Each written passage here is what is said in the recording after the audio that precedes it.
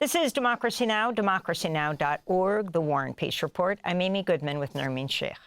Secretary of State Marco Rubio is heading to Israel today, following on the heels of Vice President J.D. Vance's visit.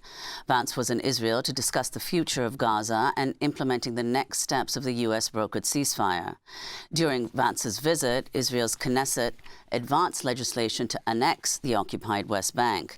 Earlier today, Vance said he was, quote, personally insulted by the annexation vote. It was a very stupid political stunt, and I personally take some insult to it. The West Bank is not going to be annexed by Israel. The policy of the Trump administration is that the West Bank will not be annexed by Israel. That will continue to be our policy. And if people want to take symbolic votes, they can do that. But we certainly weren't happy about it. We're joined now by Robert Malley, former U.S. senior Middle East official under Presidents Clinton, Obama, and Biden, co-author of the new book, Tomorrow is Yesterday, Life, Death, and the Pursuit of Peace in Israel-Palestine. He wrote the book with Hussein Agha, who has been a negotiator on behalf of the Palestinians. Robert Malley is a lecturer at Yale University, the former president of the International Crisis Group. Thanks so much for being with us. Can you start off by just assessing where this ceasefire is now? What is the first stage? We just are seeing a parade of U.S. officials. Vance was there following up on Witkoff and Trump's son-in-law, Jared Kushner. And now you have, of course, Rubio arriving in Israel. Yeah, I think some in the Israeli press are calling this babysitting. So, listen, there's parts of this plan that are, terrible. And I could spend hours trying to eviscerate the plan in terms of its sort of neo-colonial aspects of deciding everything for Palestinians without Palestinians having a voice, and allowing Israel to remain in Gaza and to decide when and how it will withdraw. So, again, there's so much to be said against it. That said, so far, it appears to have ended the slaughter, much of the slaughter, most of the slaughter, and allowed, as we just heard, some humanitarian assistance to come in, and the hostages and Palestinian captives were released. So that's something that President Trump's predecessor had not been able to achieve. The next phases, we'll see. There's many reasons to be skeptical, to be pessimistic. The plan is vague, ambiguous. Again, it gives a lot of the keys to Israel to decide what and if it will do anything. But one step at a time, I think it's at least good to see that the guns have fallen mostly quiet for now. Well, the U.S. officials who've been there this week and Rubio en route now are ostensibly there to discuss the implementation of the second phase of Trump's 20-point ceasefire plan. So if you could talk about prospects for the second phase, which include establishing a transitional government in Gaza, deploying an international stabilization force, the disarmament of Hamas, and the withdrawal of Israeli troops from Gaza. There have been no dates set yet for any of this, but now these discussions will be underway. Is that correct? I mean, that's the American plan, and again, it seems that that's what they want to do. They want to, and they seem, the Trump administration seems to be extremely focused. We mentioned how many of the senior officials are there. But each of these phases that you mentioned are full of obstacles. I mean, is Hamas really going to disarm? Why would they disarm when obviously they believe they face security threats, and they also want to continue to be the de facto authority in Gaza? Is Israel really going to withdraw? Are they going to be prepared to have an international stabilization force? Neither side really wants that. Hamas doesn't want to have a force that is going to be there maybe to disarm it. Israel doesn't particularly like having a third party that's going to be interposed between it and the Palestinians because it wants to be free to do whatever it wants in Gaza. So I think we're going to see obstacle after obstacle. It doesn't sound like they have a concrete plan and know how to implement it. But again, I would take it one step at a time. And if all that is achieved is the end to the worst of the bloodshed, I'd give credit to the Trump administration to have done that. The rest of the plan is not just vague and ambiguous. There's a lot not to like about it. And talk about the battle over the corpses. Israel has just returned dozens of corpses of Palestinian prisoners. The Gaza Health Ministry says there are signs of them being tortured and mutilated. And then Hamas handing over corpses of Israeli hostages. They're saying they need the kind of equipment that they can't get right now to get the rest. And of course, they don't have the DNA testing equipment. Yeah, of course, I'm not there. I don't know even U.S. officials seem to have said, yes, we have to understand this is going to take time. I mean, look at the pictures from Gaza. It's almost unwatchable, unthinkable, unspeakable. So to think that they know exactly where everyone is, but again, I just don't know. U.S. officials seem to say that Hamas so far has not violated the deal. So, if Trump administration says that, I think that tells you something. So if we could just go back to what you mentioned earlier. First of all, the U.S. officials who are there now negotiating the second phase. As you've mentioned, what the Trump administration did, which no previous administration did, is speak directly to Hamas. So do you know if American officials who are there now, are they just speaking to Israel, or are they also planning to negotiate directly with Hamas again? I mean, they won't, not on this trip, because they won't meet them in Israel, and they're not going to go to Gaza. I think the question is whether, when they're in Turkey or in Qatar, will they meet with Hamas again? I suspect there are still contacts ongoing, text or whatever, however they communicate. And again, this is one of the taboos. I spent hours denouncing what President Trump does here and abroad, but the fact that he shattered this taboo, which is a taboo that never made any sense.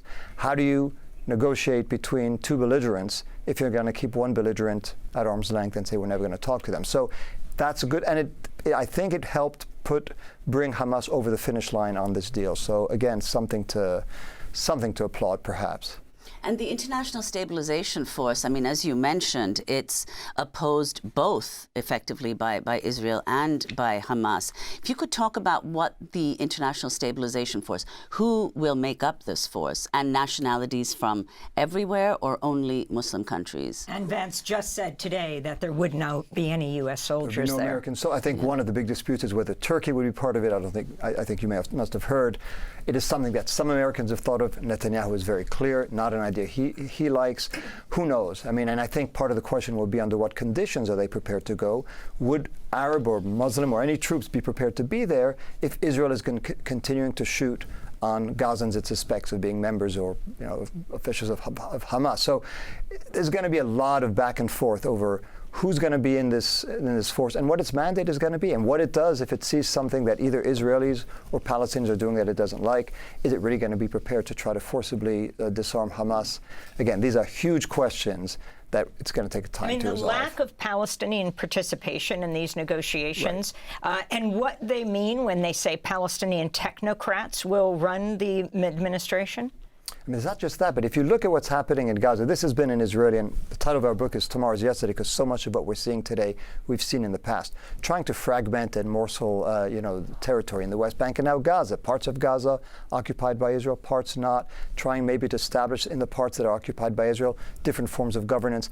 This is really a recipe for greater fragmentation of the Palestinian national movement. And to your point, yes, the Palestinians don't seem to have had a major, if any, voice in the elaboration of the plan.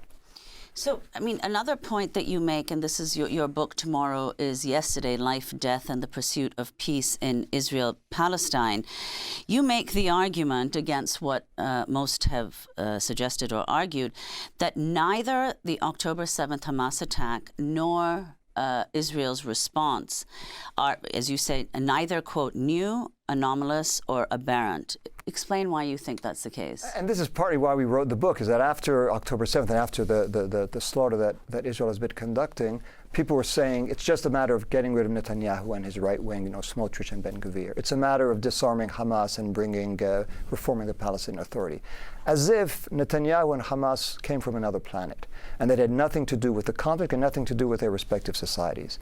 The October 7th, people may not like hearing it, but it was applauded and welcomed by large swaths of Palestinian society because they felt finally, and this is something they'd been trying to do in decades past, take Israeli captives as a way of getting Palestinian detainees out. Try to invade, quote-unquote, Israeli territory as retribution for Israeli occupation and dispossession of Palestinian land. Trying to make Israelis fear as much as they have feared. So you didn't hear denunciations of October 7th by Palestinians across the board after the attack. The Israeli response, which increasing number of experts have called a genocide, did you see large groups of Israelis denouncing it? No, it was also not Bibi's war, was Israel's war. So the point of the book is to say, if after decades of peacemaking, so-called by the U.S., this is where we are, where both societies are prepared to identify with some of the worst expressions of violence and anger and hostility towards the other. Something went terribly wrong, and we try to tell the story of what that is. You weren't there. You were no longer working for Biden October 7th. But the rage that many feel that this could have happened 2 years ago, this ceasefire.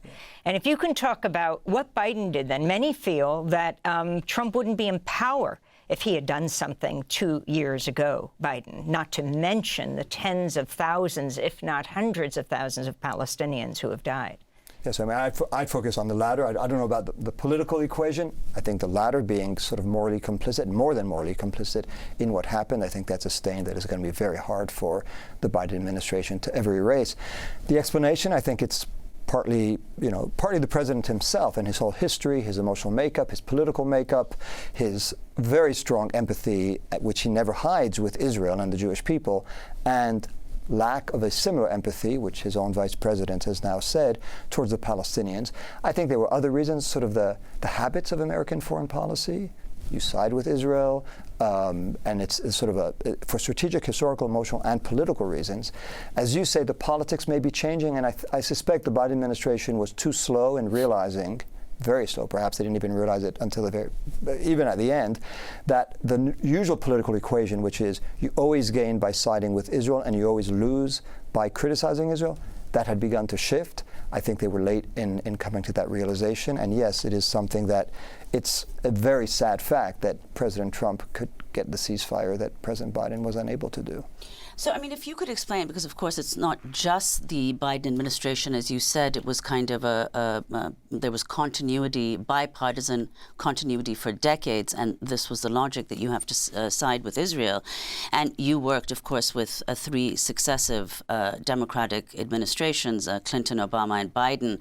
You yourself have said that under all 3 administrations, Israeli settler expansion in the West Bank accelerated, even as the U.S. was talking about moving toward a 2-state solution. So you were on the inside. If you could explain, what were the conversations that justified what is so plainly paradoxical?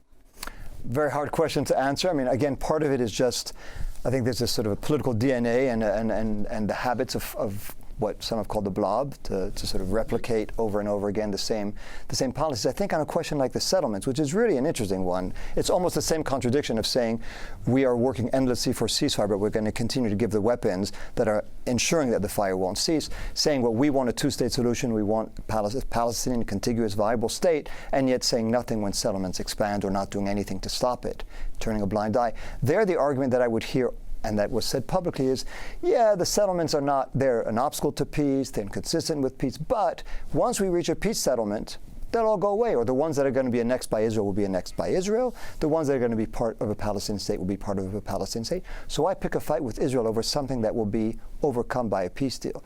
So in the name of, this is why we say that the peace process and the search for a 2-state solution became a gimmick. In the name of this pursuit, the U.S. allowed all kinds of things that were inconsistent with the end goal. And of course, when it came to the Palestinians, if they did anything that was quote unquote unilateral or inconsistent with a goal, going to the UN, promoting boycotts, civil disobedience, whatever, the U.S. was quick to say, oh no, that you can't do and we'll sanction you if you do it, because that's inconsistent with the pursuit, the peace process. So really a double standard, which, as we say in the book, if October 7th was a microcosm in heightened, intensified form of the Palestinian feelings, and if Israel's response was a microcosm in heightened ways of Israeli feelings, what happened after October 7th was a microcosm in an exacerbated way of American policy of turning a blind eye to the actions of one and denouncing the actions of the other. Well, let's go to one of the major questions about, and a very urgent question about the rebuilding of Gaza. Who will be responsible? You've said that the rate that rebuilding has occurred after other wars in the past, it would take up to the 22nd century for Gaza to be rebuilt. Listen, I mean, when you just look at the not just Israel-Palestine, but in general, wherever there are pledges to rebuild, how much of that money comes up? I just heard Steve Witkoff say he thought raising the money is going to be the easiest part. That's a scary statement, because raising the money is going to be a very difficult part. Who's going to want to rebuild? How many times do you have to rebuild Gaza and then Israel destroys it again? So I think we have to be very, very skeptical about how quickly it's going to be rebuilt, under what conditions. If the condition is that there's no Hamas presence, who's going to be the judge of that? What I've written elsewhere. Didn't Kushner just say that reconstructive aid would only go to areas controlled by the Israeli military? And it's the point that I was making earlier, which is another divide Palestinians. I mean, the Palestinian people are now divided. Within Gaza, it's fragmented. Gaza and in the West Bank, within Gaza is fragmented, the division with East Jerusalem, the division with the Palestinian citizens of Israel, the division with the millions of refugees. How are the Palestinians going to rebuild a movement that could represent the entirety of their people when they're being fragmented in this way every day? We want to thank you so much for being with us. Robert Malley, co-author with Hussein Agha of the new book, Tomorrow's Yesterday, Life, Death, and the Pursuit of Peace in Israel-Palestine. Former U.S. senior Middle East official under Presidents Clinton, Obama, and Biden, now a lecturer at Yale University and former president of the International Crisis Group. Thanks for watching Democracy Now! On YouTube. Subscribe to the channel and turn on notifications to make sure you never miss a video. And for more of our audience-supported journalism, go to democracynow.org, where you can download our news app, sign up for our newsletter, subscribe to the daily podcast, and so much more.